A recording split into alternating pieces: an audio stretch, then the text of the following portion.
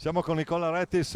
Nicola, prima partita, prima vittoria, un TN molto concreto, estremamente cinico sotto porta, soprattutto su punizioni di prima, rigori. D'altra parte, finché è un cecchino come Luoti diventa tutto facile.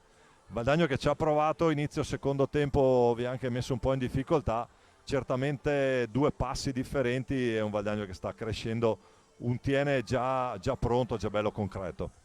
Ma questo sicuramente, sapevamo che arrivare qua con una neopromossa, una squadra fatta soprattutto di ragazzi giovani con del talento non era facile, soprattutto perché la prima partita si tenta sempre insomma, di dare qualcosa in più, c'è un po' più di volontà, di voglia, quindi siamo partiti un po' col freno tirato,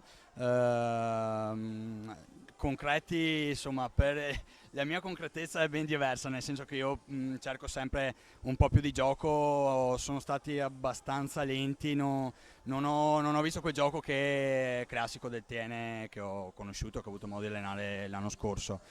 C'è tanto da lavorare, siamo solo all'inizio, siamo partiti con 3 punti e quello è importantissimo, è stato un Valdagno che ci ha comunque messo un po' spesso in difficoltà, quindi soprattutto per una squadra giovane come la loro e magari con meno esperienza non mi aspettavo questa partita da parte loro, quindi bravi loro, bravi i miei che comunque nei momenti difficili, soprattutto dopo il 2-1, hanno rimesso un attimo la testa a posto, hanno rimesso ordine e insomma dopo un po' siamo riusciti a chiuderla. Certamente c'è stato un brutto infortunio a Zanini, ti hanno dato qualche notizia? No, ero al telefono adesso con suo papà, e non ho ancora notizie, sembra da come mi hanno appena detto gli infermieri che erano qui, forse il naso non è stato toccato, quindi speriamo bene e controlleranno l'occhio perché insomma la pallina è arrivata molto vicino, quindi speriamo. Facciamo un grande in bocca al lupo ad Andrea che si riprenda presto. Complimenti per il tuo TN, come hai detto tu, concordo sul fatto che chi segna i rigori e le punizioni prima vince le partite. Quello sicuramente. Grazie Nicola, a presto, Grazie. in bocca al lupo.